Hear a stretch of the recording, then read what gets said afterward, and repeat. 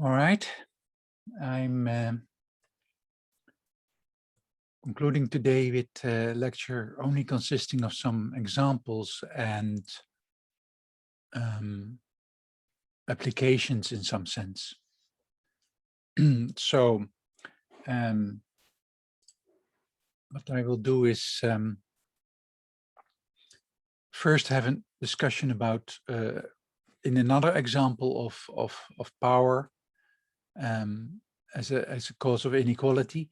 But this case, it's slightly different. We are looking at a producer of a final consumption good who acts as a monopsony power and exerts control in that way. And this is a classical example of modern power. When we talk about Walmart, for example, is a great example. When we talk about Tesco, these kind of entities, these kind of corporations, they are not monopolies in that sense. They are competitive on the consumption good market, so to say, but they use the control of their supply chain. They are monopsonies within the supply chain. They are critical within their supply chain. That's the kind of power we talk about. Second application is a government regulation that is introduced, and then the government is a monopoly in this bureaucratic service that is delivered. Right? So it imposes that bureaucratic services are used, and then at the same time, it is the unique provider of this bureaucratic service, and as a consequence is a monopoly, and as a consequence can determine very much what happens in the supply chains in the production network, and so exercises control of what happens. And then you can attach to that a fiscal policy, and you can see how the economy is changing because of the introduction of this fiscal policy combined with the regulation, so to say. Yeah. A final example is the very classical Marxian theory of exploitation by capitalists. Corporations that pay minimal wages to their workers. And we can give a very precise model of that and do computations with that. And it is a relatively straightforward application of the theory, I must say, but it shows so clearly what the arguments are and why this is in capitalism, so to say. Yeah. Okay, so if there are no questions about the equilibrium concept that we talked about so far, namely just this idea of the reference groups, the refinement of the reference groups to exemplify the different critical positions, the different critical sets, then I will just start with the example, so to say. Yeah. Okay. So first one is power, modern power in an economy. And I use an extremely simplistic example again with milk and bread.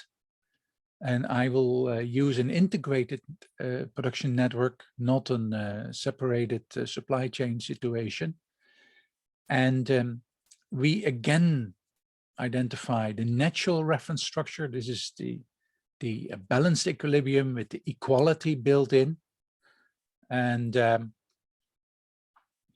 we compare that to the equilibrium that results from the control and exploitation of a middleman position in this production network. Yeah. And that is done through the control of an intermediary input price, not an output price. So we have a producer of, in this example, we have the milk producer modeled as a kind of monopsony or a partial monopsony, exercising control. in the supply chain, thereby affecting the intermediary input price of farm produce in particular. And that affects the functioning of the whole economy as a consequence. Yeah. So let's look at the production network. So here we have the production network. We see two farmers, each producing farm produce. 10 units of that, 8 units from a single farmer and 2 units from the other farmer, they go to a dairy farmer. And 6 units of farm produce go to the miller, and the miller produces flour. The flour goes to the baker, and the dairy farmer produces milk. The milk also goes to the baker as an input, but it also goes to market. And finally, the baker is producing with the milk and the flour bread that goes to market. And what I will do is look at the dairy farmer as a monopsony of farm produce. And as you can see, it's not a full monopsony, it's a partial monopsony, but it is the large user of farm produce. As a consequence, this dairy farmer has power in the intermediary good market, so to say, through the contracts with these farmers, and can impose, as a consequence, a price. So in practice, it would work that the dairy farmer is in complete control of the relationship with the first farmer in particular. It can negotiate an input price with that first farmer and use that to also control the price that it pays to the second farmer. And then the miller would observe that and say, yeah, I'm not going to pay more than what this dairy farmer pays. And so in a natural way, we get an imposition, so to say, of an input price through monopsony power, through power from the buyers. And that is how it works with Tesco. That is how it works with Walmart. They capture suppliers to their business through contracts. And these contracts give them minimal compensation, so to say. And this spreads to the whole industry, even to branches that are not under the control of Walmart or Tesco, right? So this really affects the profitability of whole sectors in the economy. Yeah, and that's the Walmart effect, as it is called. And Walmart, of course, is very competitive. Also on the supply side, it drives out competitors completely. A lot of small shops shut when the Walmart moves into a town in the United States. This happened throughout the 80s, 90s, and the noughties, so to say, in the United States. Town after town after town, Walmart moves in with an enormous operation, a super center, as they call that. You can buy everything at Walmart, from guns to cars to food, and it drives out enormous numbers of businesses, independent businesses in those towns. And it controls all the suppliers, and it controls also the local suppliers as a consequence. And it brings the whole town's economy to a minimum, because everything is reduced to minimum wages, minimal compensation. And that is the Walmartification of the economy. So this example refers to that. All right, so let's do the technicalities, and we can see how that works. We have milk and bread, called X and Y. We have farm produce, I call that A, and we have flour and call that B. And as a consequence, I have also milk is the numeraire, the price of bread is P, but I have QA and QB as the farm produce price and the flour price. We'll see that later. I again simplify completely, so everybody has exactly the same preferences as we had before in the super simplistic Cobb-Douglas. This means there are no secondary effects. It is a pure income distribution effect that we have. We completely abstract away from preferential differentiation, so to say. Yeah. What's the benchmark? The benchmark is that we have an X supply chain and a Y supply chain, as we had before. The natural configuration is that farmers are together with the dairy farmer in the milk supply chain in some sense, and the miller and the baker are together in the bread supply chain. Even though there is a link, a very strong link between the two, it is a natural division in this particular story. And it is this natural division that we see that indeed in the green reference group, the dairy farmer clearly has a kind of middleman position. Of course, the miller and the baker also have some kind of middleman position in the other reference group, but they balance each other out. So it becomes equality rather than inequality in that particular setting. But the relationship between the farmers and the dairy farmer is quite different, as you can see here. All right, let's compute some stuff. Let's look at these. Look at this reference structure: farmers and dairy farmers together, millers and bakers together, and then let's look at the incomes that we get. The farmer's income is 8 times an output of 8 units times the farm produce price, which is Q sub A.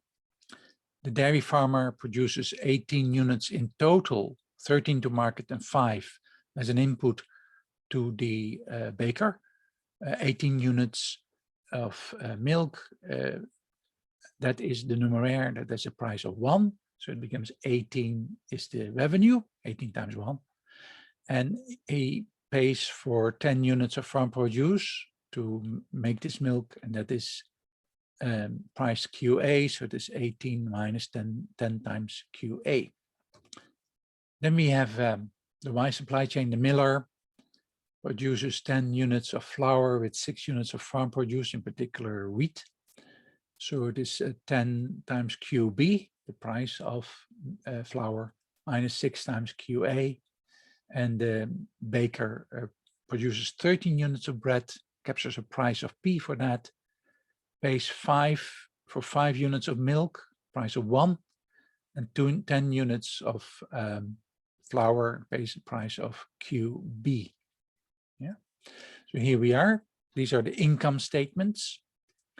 Now I'm going to compute then the balance of the incomes across the reference groups. The income of the farmers and the dairy farmer are equal. That leads immediately to the insight that Q sub A is 1. So the common income level is 8. In the Y supply chain, the miller's income is equalized to the baker's income. I get as a result that QB is equal to 13P plus 1 divided by 20. And if you plug that back into the income statements, the common income becomes 13 times P minus 11 divided by 2. So the equilibrium becomes demand is equal to supply. If I plug these incomes into the individual demand functions, half of that is used for the consumption of X. I all add it up, and then I get 13 times P plus 13 divided by 2. I leave it up to you to check that. I equate that to supply, and supply was 13 units. That were the 13 units of milk that the dairy farmer brought to market. Yeah, it's not the 18 units that it produces. Only 13 of those go to market. And we get that the price is exactly equal to 1. So what is the equilibrium? That results the balanced equilibrium, the benchmark equilibrium. The equilibrium price is equal to 1. The farm produce price is equal to 1. The milk price is equal to 1. The farm produce price is equal to 1. The flour price is equal to 7/10. And the income in the X supply chain is 8. And the income in the Y supply chain is 1. So you see, even in this balanced equilibrium, we have a significant income inequality. But this is based on the structure of the supply chain, the production network, and of course, how the reference groups are constructed. Right? I'm not asking here what is the most equal income distribution. Now we abandon the reference structure. We move on to the main question, namely the monopsony power of the dairy farmer and the Walmartification of the production network. Yeah. How can we model that? Well, it's very simple. We assume the dairy farmer sets the price of its input, farm produce, and that is Q sub A. So Q sub A becomes under the control of the dairy farmer, and that becomes therefore the main parameter on which we based our analysis then. Yeah. So I summarize here the story that I already told, namely the dairy farmer is in control of the two products in some sense, the milk and the farm produce, right? The milk is subject to this monopoly power. The farm produce is subject to this buyer power, this partial monopsony power that I had in the reference group in particular. Yeah. Clearly, the dairy farmer is a critical position. So the price of milk we cannot change because that is determined by demand supply conditions in the competitive milk market. You can, of course, say, oh yeah, there's also a monopoly in that market. I'm not going to do that. I'm sticking to the hypothesis of the competitiveness of the consumption good markets.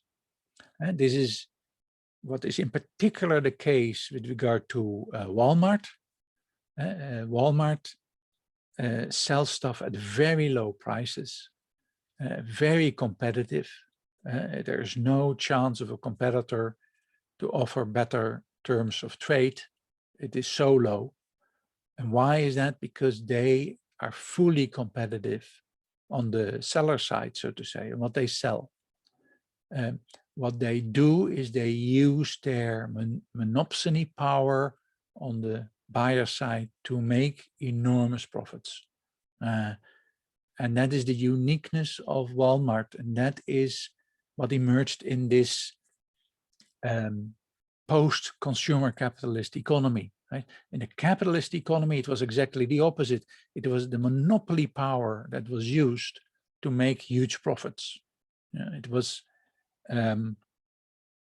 charging high prices for products, even to form cartels to control markets for consumables in particular. So consumption, the consumer capitalism,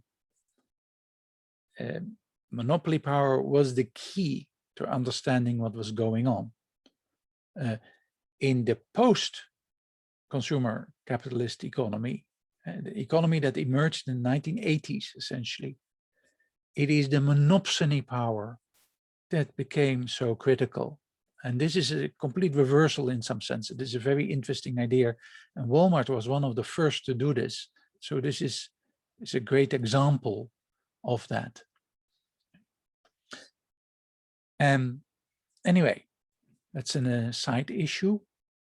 The whole key is that the dairy farmer in this particular simple example has sufficient power to set the price of the farm produce.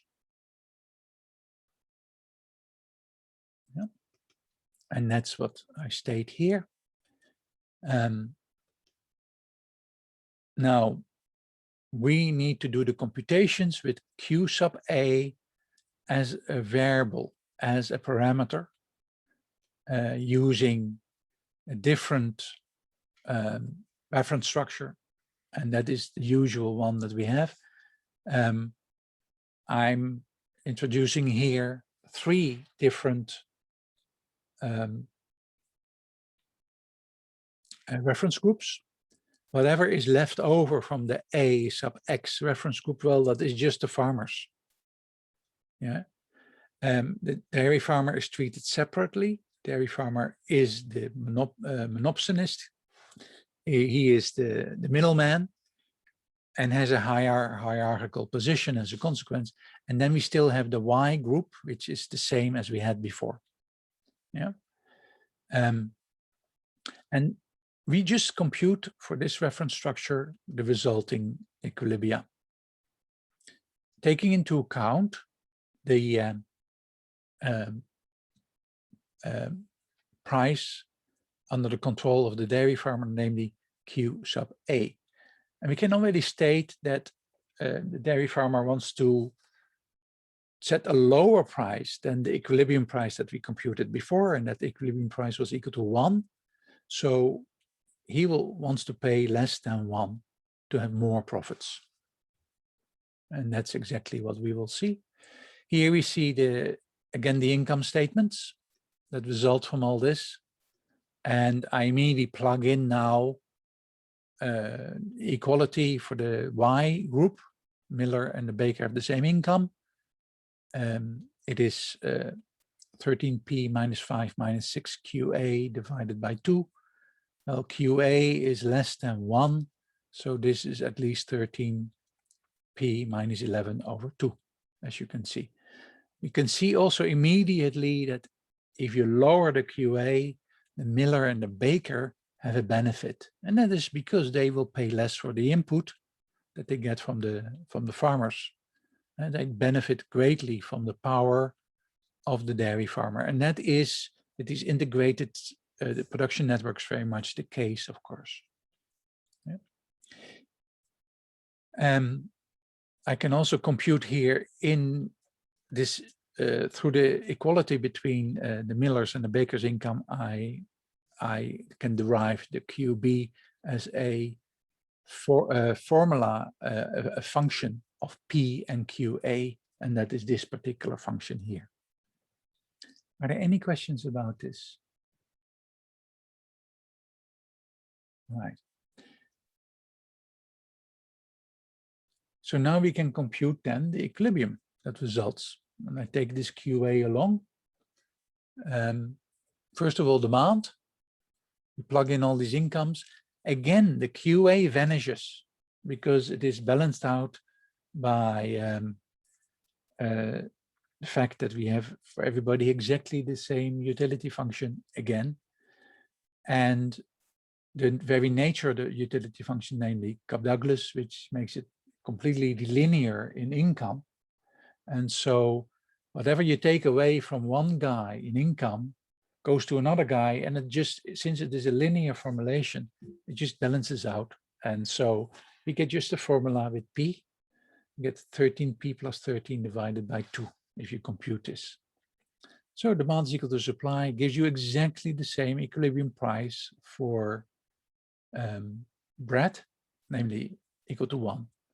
And so our conclusions are the farmer gets an income of 8 times QA, whatever QA is set by the dairy farmer.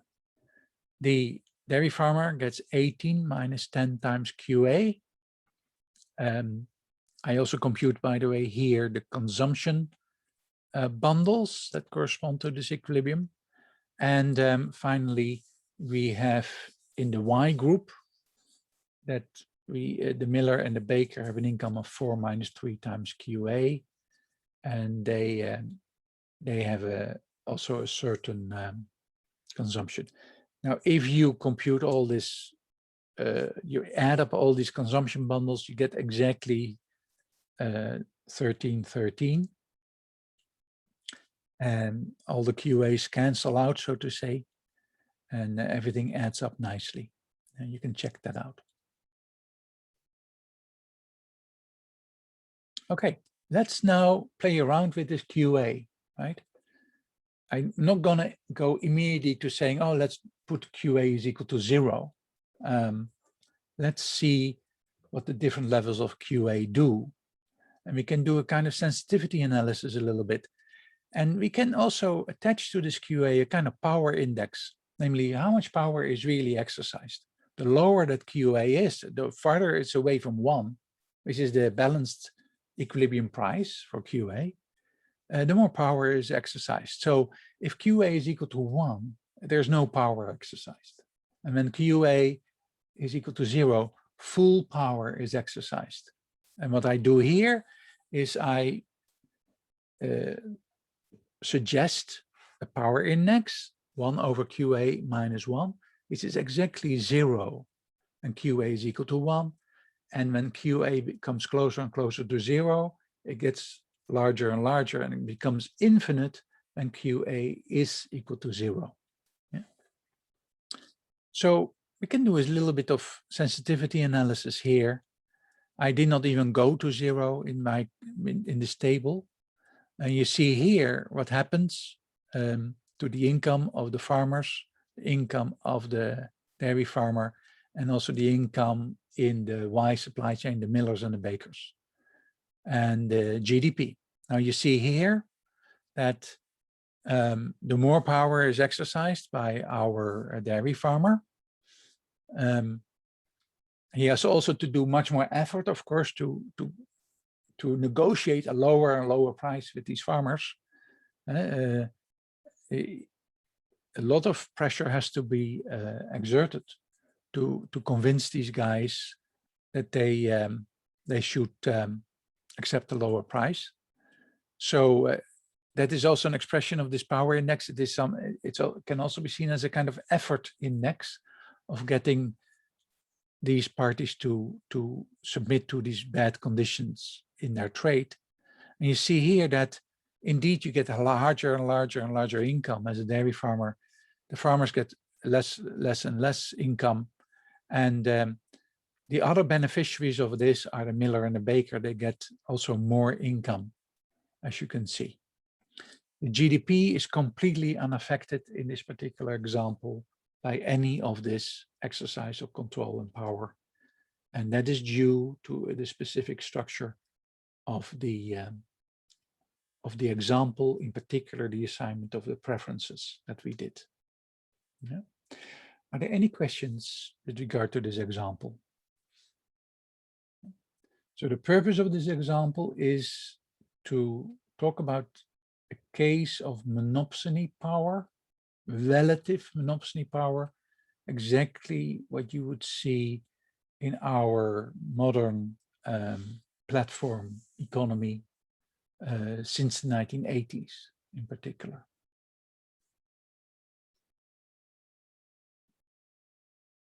All right.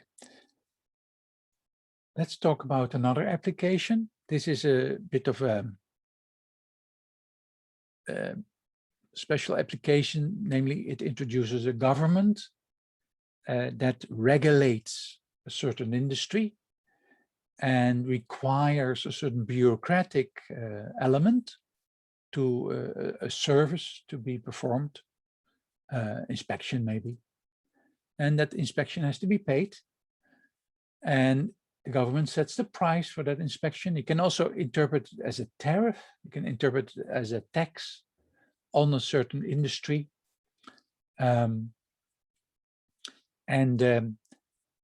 you can attach to the collected income, you can think of that also as a kind of fiscal policy element of the government. The government can spend the collected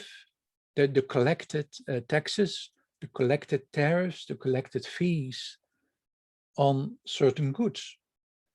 And it can thereby influence the economy completely. So it can tax on one hand, spend on the other hand, affecting the conditions of the trade in the economy. So what I will do is I will introduce a production network, a very straightforward, simple production network.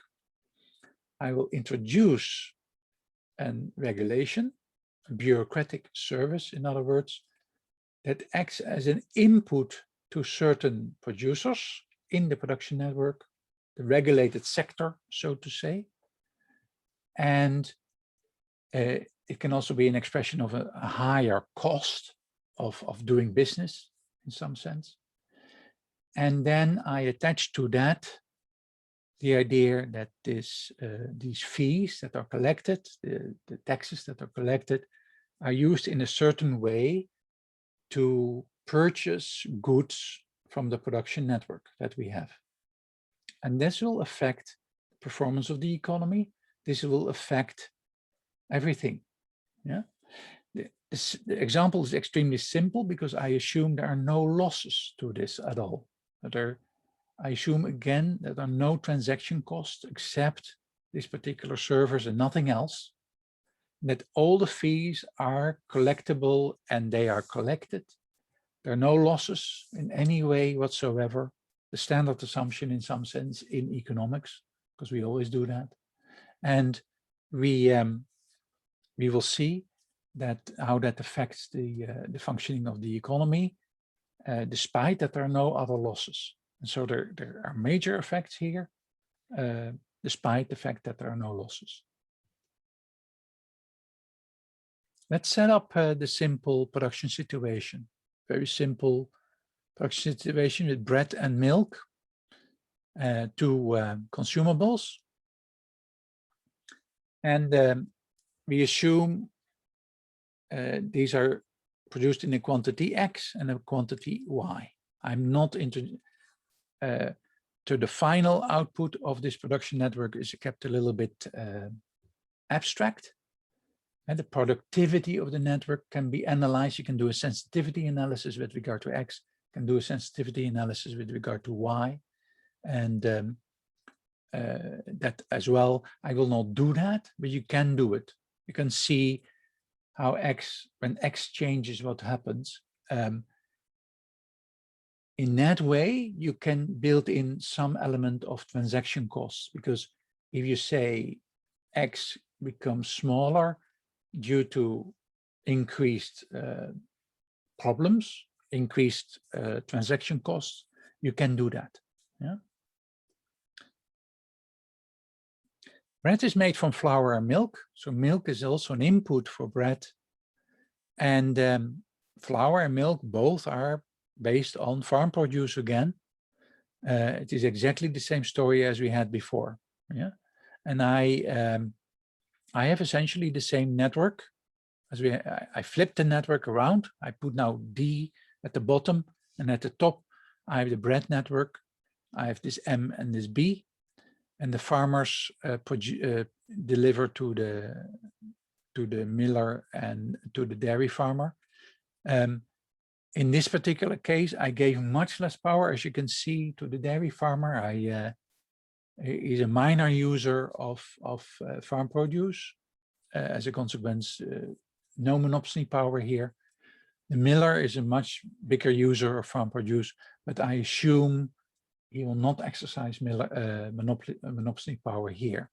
Instead, we focus on the government and on this service that I introduced a little bit later. So this is the benchmark situation. Farmers delivering to millers and dairy farmers.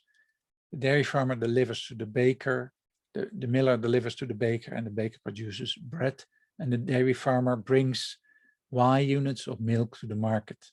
Yeah. All agents are assumed to have exactly the same preferences. Again, this Cobb-Douglas one. This again simplifies things super, everything becomes easy. No effects of income distribution at all on the performance of the economy. I will not do this for the government. The government will get a different preference that reflects policy, fiscal policy. Yeah. So I will do that a little bit later when we are done with the benchmark case. Yeah.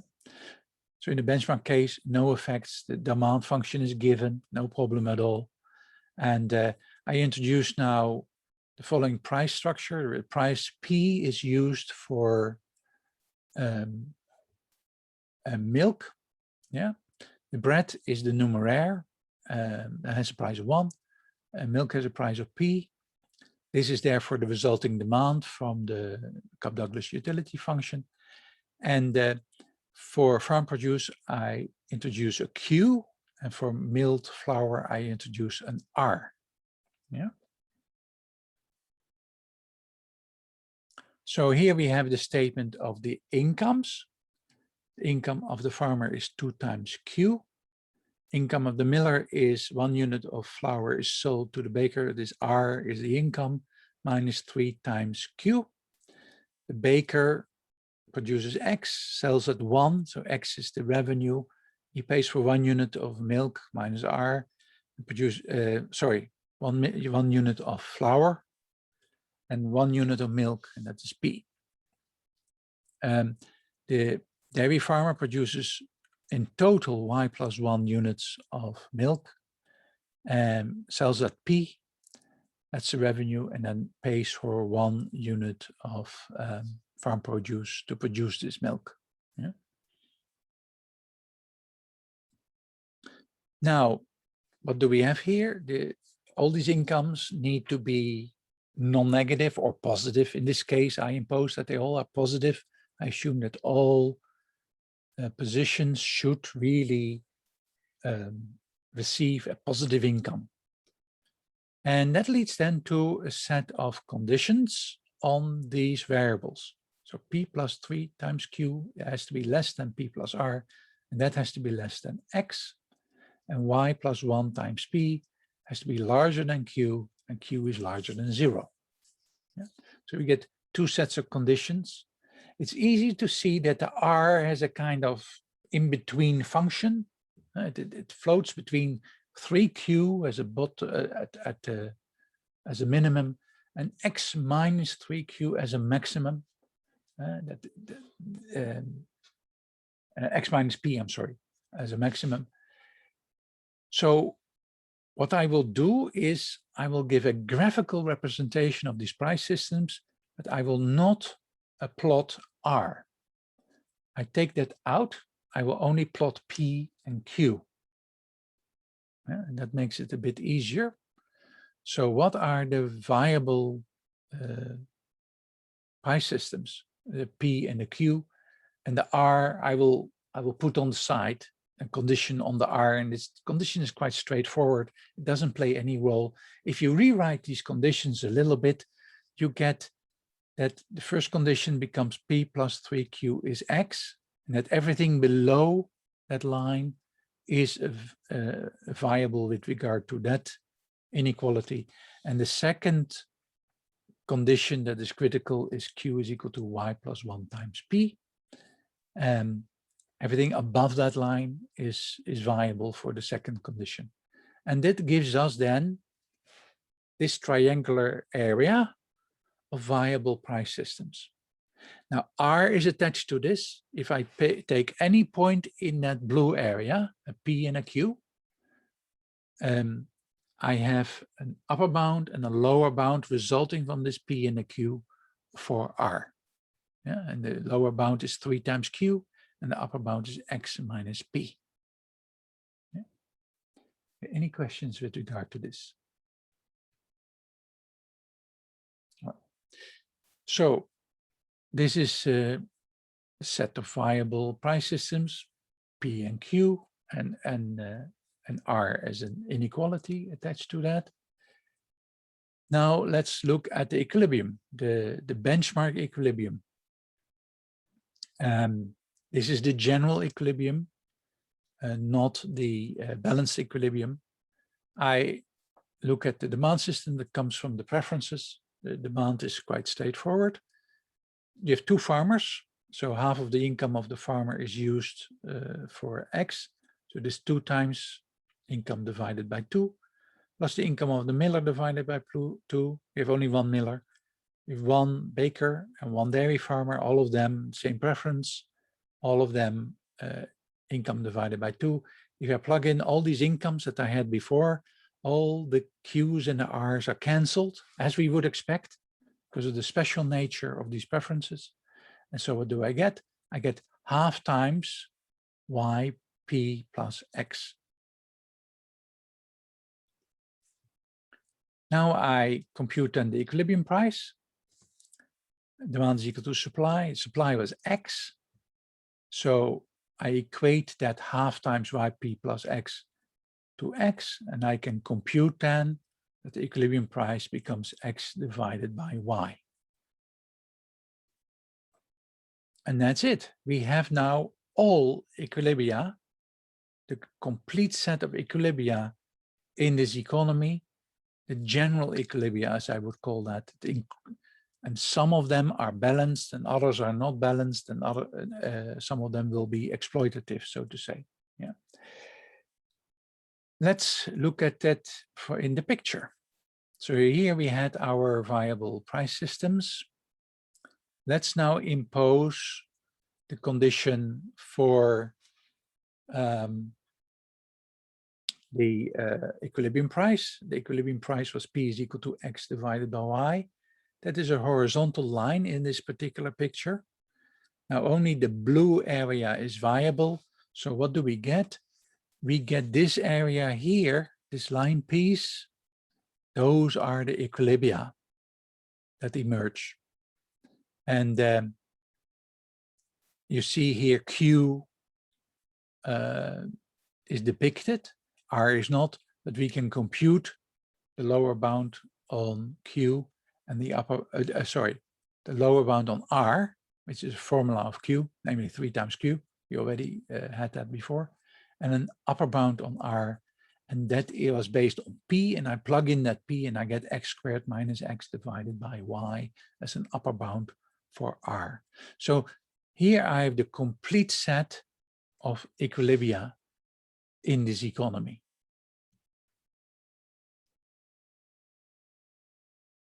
An interesting question here is, can you interpret these results? What do we see really here, right?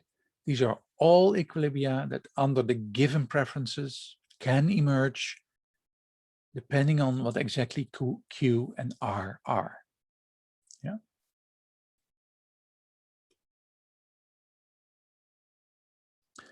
Let's take one particular benchmark here, namely the benchmark in which the X supply chain, which is the natural X supply chain, is imposed, and that is FMB equilibrium. So the farmers, the millers, and the bakers together, they're producing bread.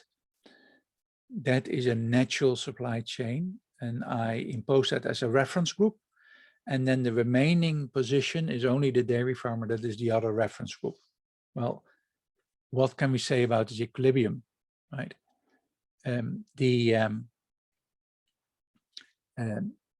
Reference group FMB imposes that the incomes across farmers, millers, and bakers are equal.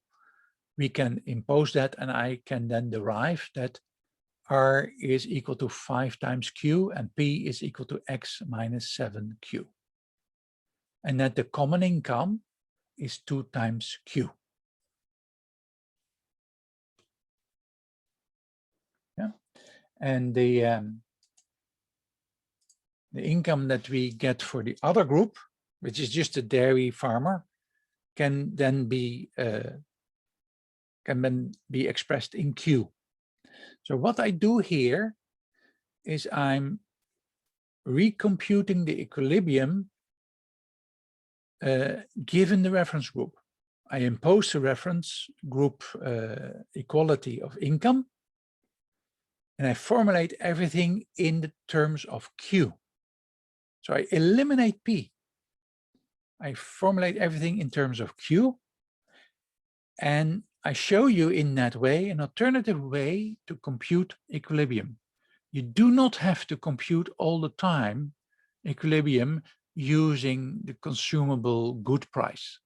You can also use an intermediary good price. It is all about just a statement of income as a function of a certain variable, and then compute total demand is equal to total supply. And if that total demand is a function of a variable, then you get a solution for that variable. And that variable does not have to be the consumption good price. It could be the price of the intermediary good. And that is exactly what I use here. I use that Q rather than the P. I express R in terms of Q, and I express P in terms of Q. I could also, through solving the same equations, I can express R in terms of P and Q in terms of P. I can do that as well. However, as you can see, that leads to all kinds of fractions and computations become ugly. So what did I do? I use Q instead of P. And that's what I have here. I get there the income statement for the dairy farmer. It is P times Y plus 1 minus Q. P was a function of Q. I plug that in and I get there this result. I get X times Y plus 1 minus 7Y plus 8 times Q. I hope that that is clear. Let me know if you have questions.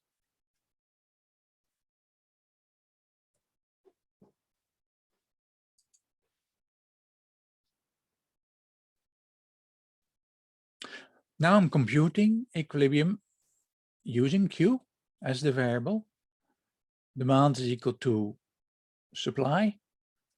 If I compute total market demand for X as a function of Q, I get this expression here. The fractions don't go away, but the fractions are simple. In this case, it's just a half. If I solve this equation, I get P is equal to X divided by Y, and Q is equal to X times Y minus 1 divided by 7Y. That is essentially the solution to that equation, that particular Q there. I get the P by plugging in that Q. And it is exactly as expected, right? We know that in the general equilibria in this economy, the price is always X divided by Y, and we get that indeed here exactly back. And of course, I compute also R based on these results. And then I can compute income distribution, and that income distribution is expressed here. 2X times Y minus 1 divided by 7Y, that's the common income in the FMB group. And the dairy farmer gets X times 6Y plus 8 divided by 7Y. Yeah. And what is the total GDP? If I add up all those incomes, it is exactly 2 times X. And that is exactly what we would expect in this economy, because Y units of milk are sold at an equilibrium price, X divided by Y. So the total value of milk is the price times the quantity, that is X divided by Y times Y, and that is X. And then the value of bread produced in this economy was X because it was a numeraire. So indeed GDP is 2 times X. And that's exactly what we have here. Our conclusion, this equilibrium is viable, and it's leading to a decent result. In other words, it works well. So this is the benchmark, right? Price is equal to X divided by Y. The Q price and the R price are a little bit more complicated functions, but the GDP is 2 times X. And I want to focus on that there a little bit. Okay, in this world now, we introduce a government. Government will impose a bureaucratic service on the farmers, and that service will lead to some consequences. And we take this FMB equilibrium in particular as the benchmark, and we will see what the effects are of government intervention. Are there any questions so far?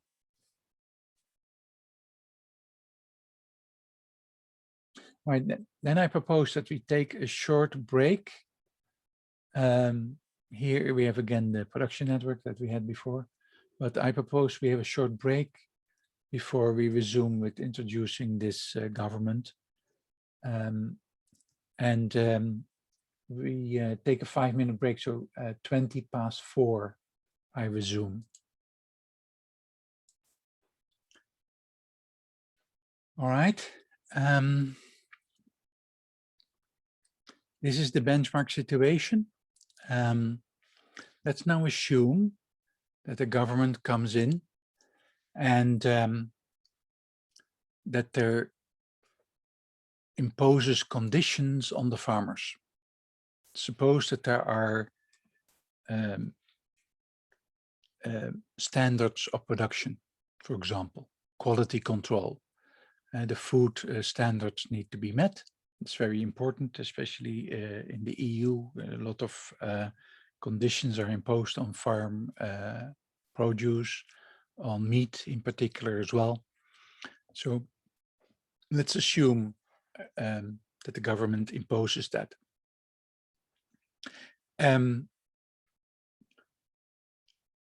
Also assume that without the government regulation, these standards were already met by these farmers. So it doesn't change anything in their production processes. It does not change the required inputs or the costs related to producing, because they already met these standards. The only thing that changes is that there will be a inspection.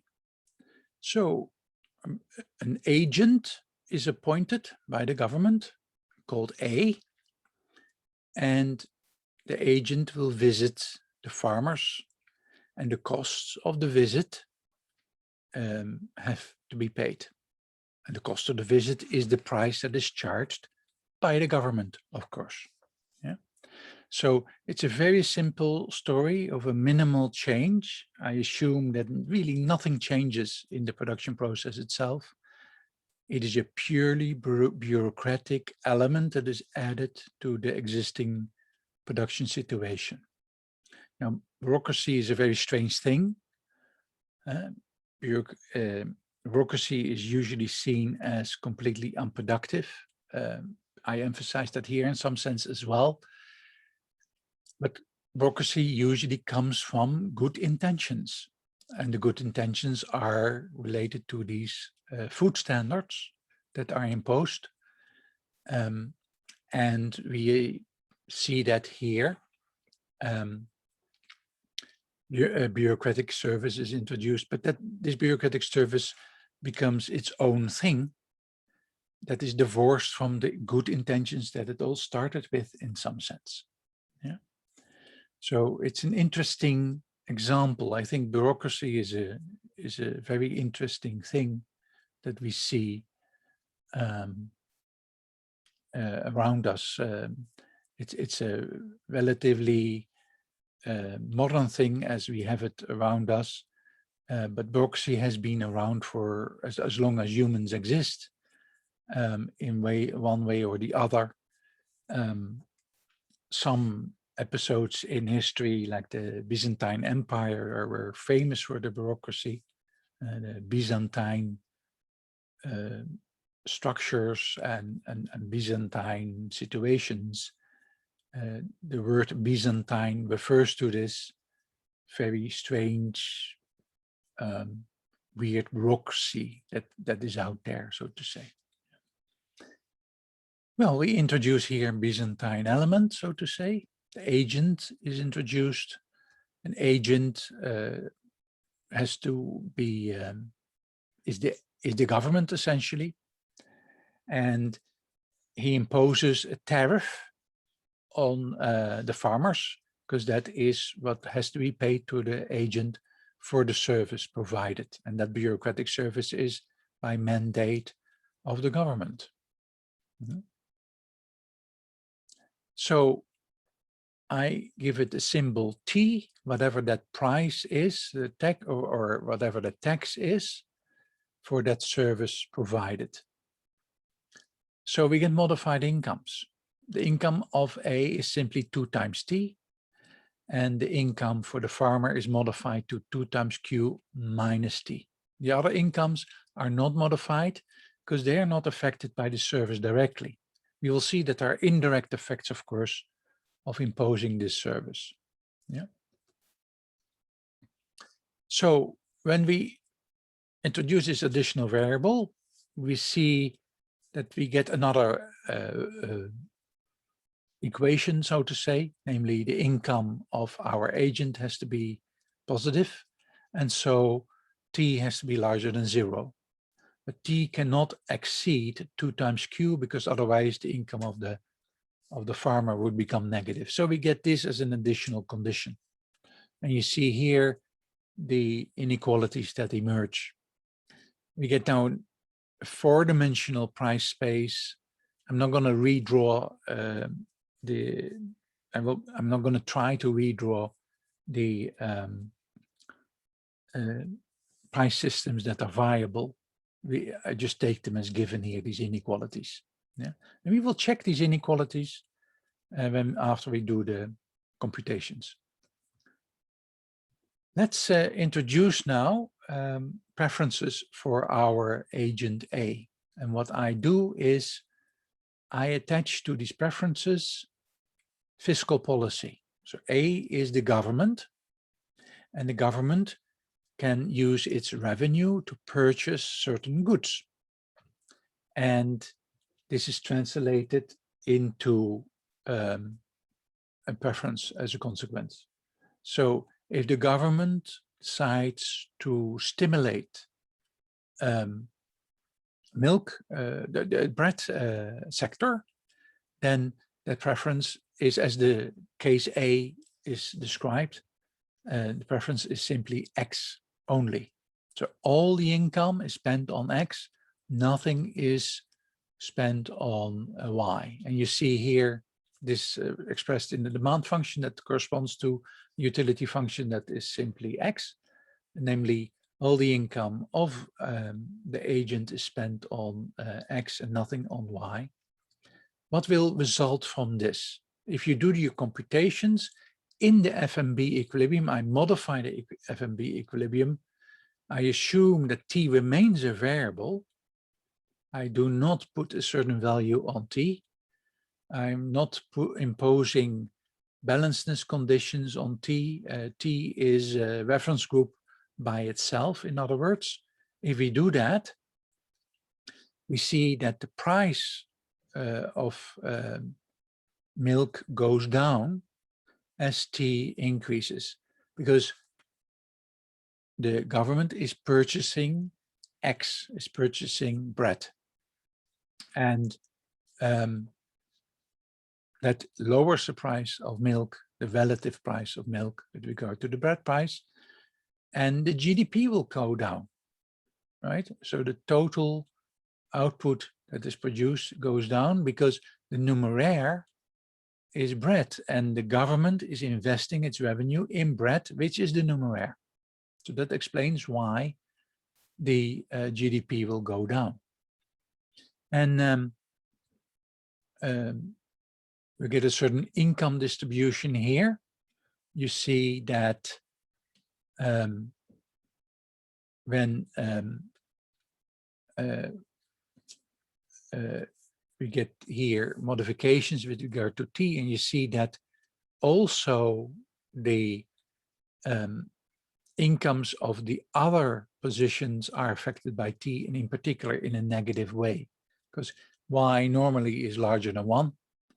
And if that is the case, then you see that also for the income of the X supply chain, that I star X, that income is also, the T is multiplied with a negative number. So it becomes a negative income at some point. And you see also that the Y income level is negatively affected by T. So we see here that the tax that is imposed stretches across the whole economy, even though it's only imposed on the farmers directly. So there are widespread effects to taxation here. You can also have the opposite policy. You can also say, let's have a policy that the government purchases Y, milk, stimulates the milk sector, so to say. In that case, the preferences become of A become simply Y, And the demand function corresponding to that is that all income is used to purchase Y, so I divided by P. And then you see that it positively affects the equilibrium price for milk. Of course, demand for milk goes up, and that GDP is positively affected. And again, the taxation has a widespread effect on the incomes. We see that in particular, the X sector incomes are negatively affected by the taxation. However, the Y incomes are positively affected because the purchasing power of the government is used in the Y sector, and as a consequence, their income is going up. As you can see, the income effect in the X sector when the government puts everything on X is much less straightforward, as you can see. And when Y is a little bit larger, and you see that there is a negative effect on the income of X as well. That is not the case in the second case. The income effects on Y are strictly positive. Yeah. Okay, so now you can ask then a question. If this reflects policy, right? If A is a nation state, if A is a government, and the government wants to maximize GDP and wants to make a good show, because they want to be re-elected, what policy should they enact? Well, they should maximize their taxation and use that to purchase Y. And then they can, of course, distribute that Y to the population as a whole. That is okay. But they should use their taxation to purchase Y, because that increases the GDP. And they should do that in the maximal extent, and that is T is equal to 2Q. And I computed here the equilibrium that results. Right? The equilibrium taxation then is 2 times Q. You see here the exact values of all that. And you see that this completely depletes the income in the X sector. Yeah? The X sector is completely depleted from income.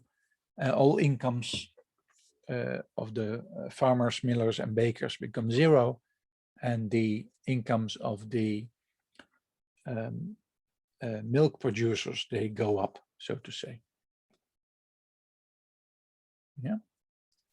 And what is the effect on the GDP? That goes nicely up, as you can see here, to this particular level. So what did I do in this example? I went through an exercise to model economic policy implemented through a bureaucratic service and how it affects pricing, income distribution, and in particular also GDP for the economy. And we see here that fiscal policy objectives, namely GDP maximization, for example, can have a major effect on the performance of the economy and major effect on the income distribution, and make the income distribution quite unequal. So there's a link here with this idea of monopoly, right? You can reinterpret the government as a monopolist supplying this bureaucratic service. It is the monopolist supplying this service. They can charge whatever they want for that service, and they can, if they have a certain objective with that, you see that they can skew very much the income distribution. You can also ask yourself the question, if there would be a different policy objective, what if the government wants to equalize the income distribution? It can use that T for that as well. Then the analysis becomes completely different, and the policy could be completely different. So we have two policy instruments here, right? The taxation, the T, and the procurement, namely the preference that we attach to the government, this utility function. Yeah, both can be used to affect the income distribution. And if the objective of the government is not to maximize GDP, but to make the economy more equal, to make the income distribution more equal, then you get a very different analysis, a very different computation. And you could compute that income distribution. I will talk about a particular example of this nature in the review session, where I talk about equality and inequality some more. And in that review session, I will particularly look what is called a Rawlsian equilibrium, based on the philosophers Rawls, who introduced particular ideas about equality, economic equality in particular, and how that can translate in an equilibrium concept, or how that can translate in a certain pricing policy, in other words, right? All right, any questions about this example?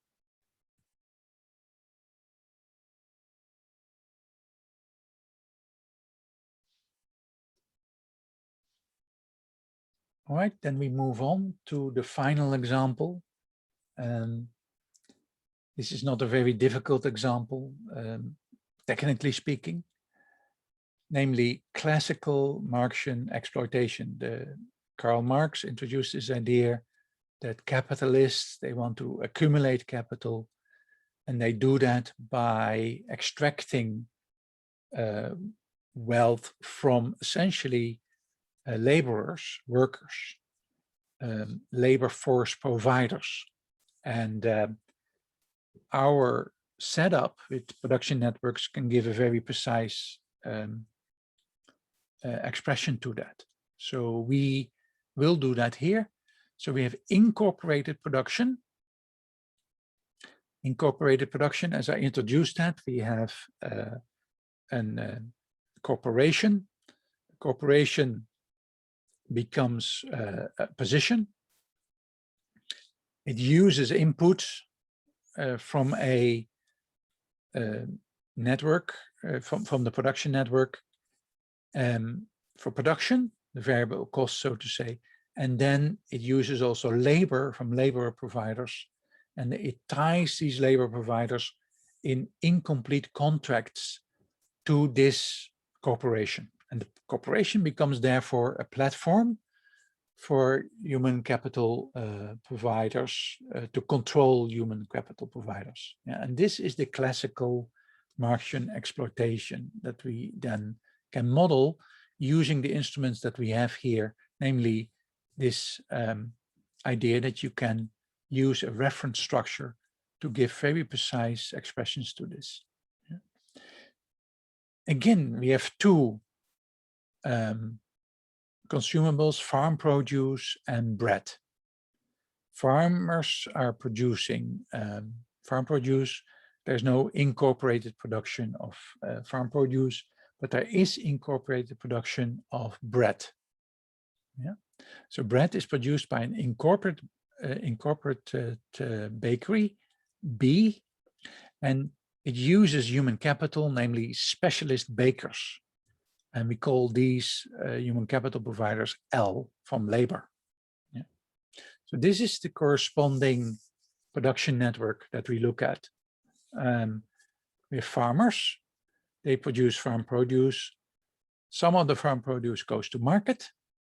So this is a super simplistic economy. I cannot make it more simple than this. We just have one corporation here. Farmers are competitive. They produce they deliver to market, and they deliver to the bakery. Farm produce, in particular wheat, that the bakery grinds into flour. Flour is used to make bread. All of that is incorporated. All of that happens within the same production organization. And then we have here labor providers attached to the bakery, providing their labor force. in the production of bread. Yeah, and the total output that is brought to market is exactly the same. 24 units of farm produce are brought to market and 24 units of bread are brought to market. What I introduced then is, for the first time, we looked then at preferences that are different, that are differentiated. Farmers and bakers have the same preference, namely Cobb-Douglas X times Y, equal importance to both consumables. However, labor providers put more emphasis on farm produce, X squared times Y. Yeah, so this differentiates the labor providers from the other positions in the economy. and what we will see is that there are now suddenly secondary effects to the income distribution. Namely, if the laborers get more income, they will spend more of it on X than on Y, because they prefer X over Y. And so there are secondary effects to the income distribution on the total demand for, in particular, farm produce, and that changes the price. So there are secondary effects going around in this economy through these preferences that alter the prices, the price system. And this makes the example a little bit different from what we had before. So on one hand, this is an extremely simplistic production network, but on the other hand, because of the preferential differences, it is slightly more complex in that regard. Yeah, I introduce prices again. Farm produce is numeraire, bread is price P, and then there's only one intermediary good, and that is labor, and we set a wage W for that. So we get the following income distribution. The farmers always, since they produce 20 units of farm produce, they have an income of 20. Laborers have an income of W, and the baker has an income of 24 times P, whatever the market allows, minus 16, because that is the input from the farmers, and 2 times 8, minus 3 times W. Those are the 3 workers that the baker employs. Yeah. So we have viability conditions. You can compute that.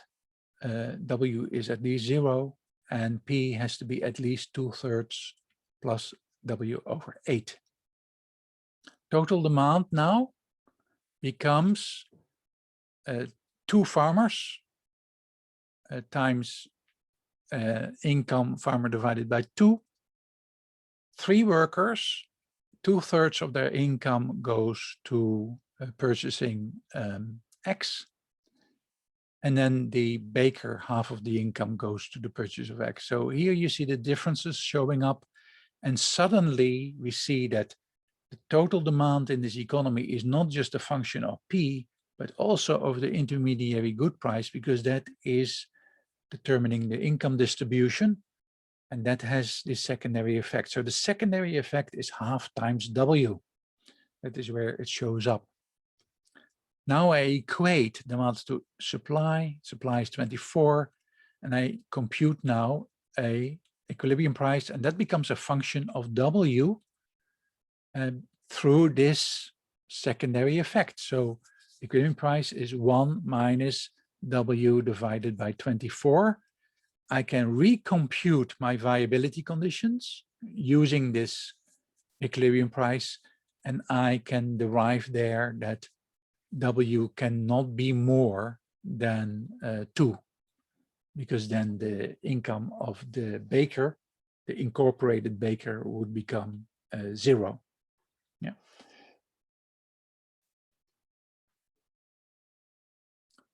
Now, let's look at a benchmark case. A benchmark case is where we have the supply chains as reference groups, as we did before. We have X and Y production here. Well, who are the X producers? Those are the farmers only, essentially. And the Y producers, that is the incorporated baker and the labor providers.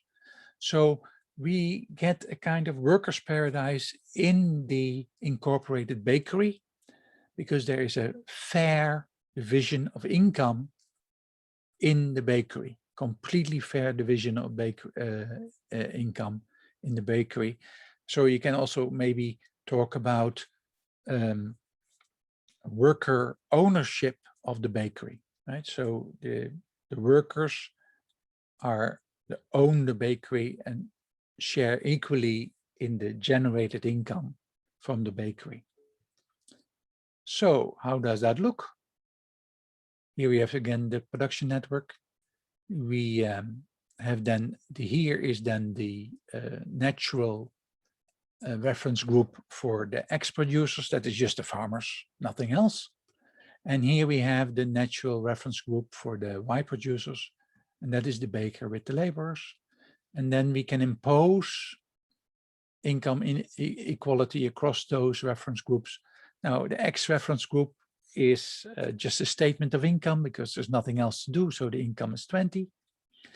And for the Y group, we impose that the baker's income is equal to the laborer's income, and we get therefore 24p minus 16 minus 3w, which is the income of the baker, being equal to the income of the laborer, which is just w.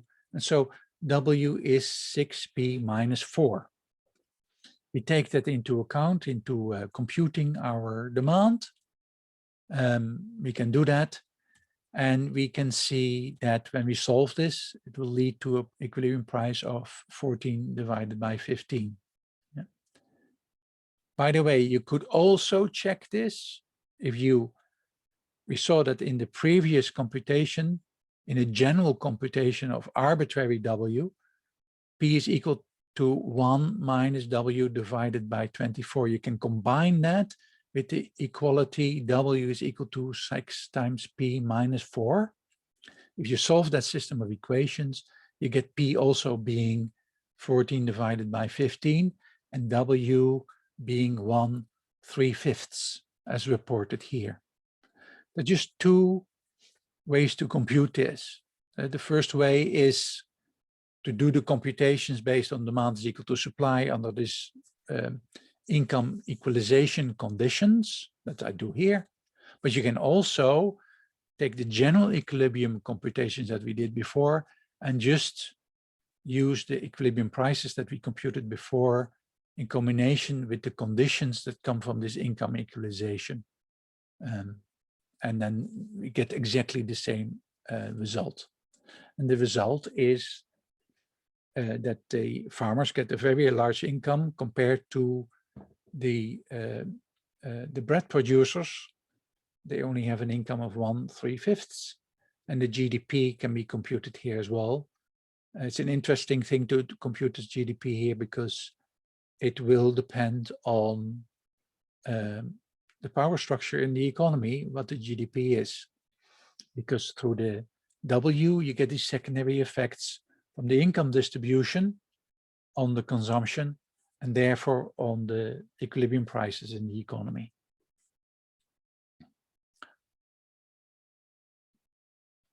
Now, let's introduce then this Marxian exploitation. We assume now that B becomes its own reference group. He is the middleman in the corporation, and he will start to exploit these laborers by offering these laborers much lower W, right?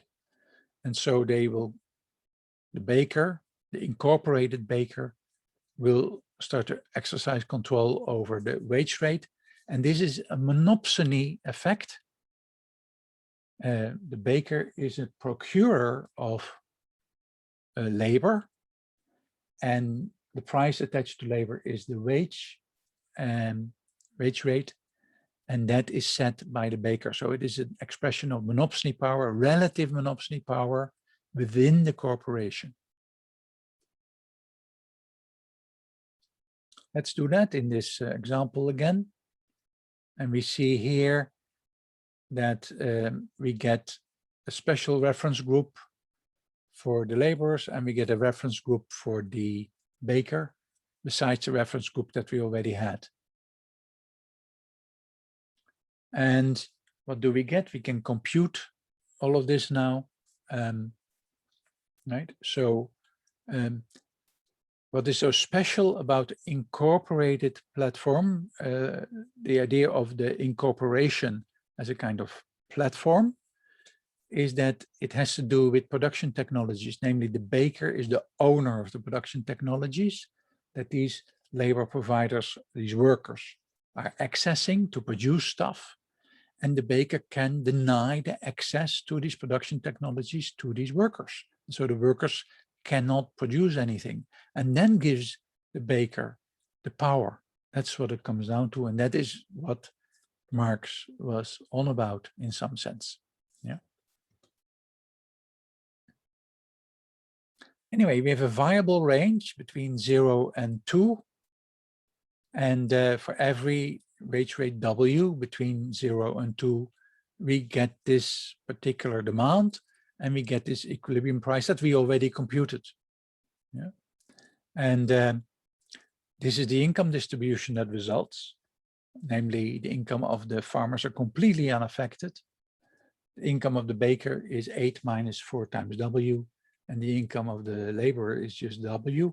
And you see that the relative income of the baker will increase the more it suppresses the wage rate, and the lower the income of the labor providers are. Yeah.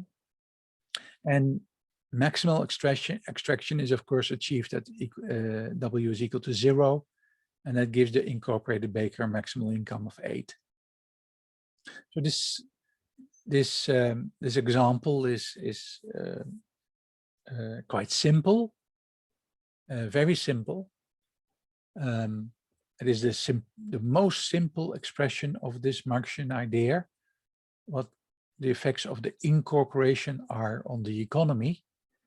And this theory of the production networks and the reference groups and the balancedness versus the non-balancedness in these equilibria, they can be used to give an expression to that, to precisely compute this.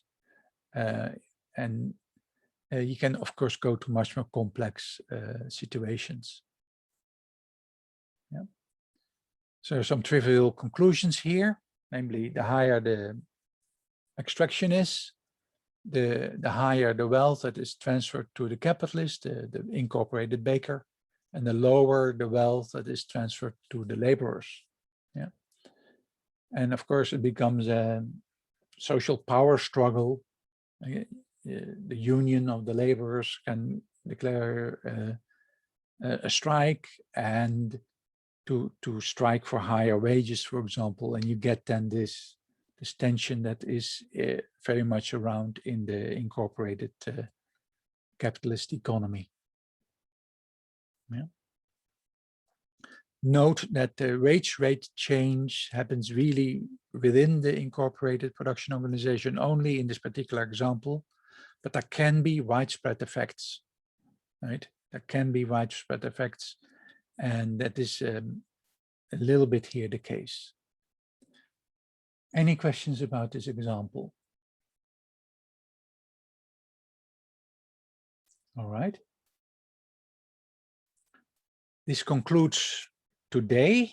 I hope I've shown that this theory can be used for all kinds of questions with some smart modeling, using the right commodities, using the right